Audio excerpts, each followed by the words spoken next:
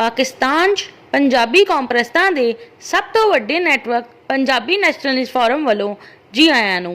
जनूबी पंजाब च मसला सराइकी दा नहीं बलोच दा है।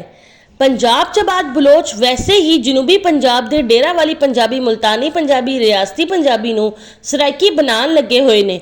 जिवें 1486 च कर्दिस्तानी कबाइल ने ब्राहवी दी जमीन ते आन तो बाद ब्राहवी नूं गुलाम बनान तो बाद बलोच बना दिता।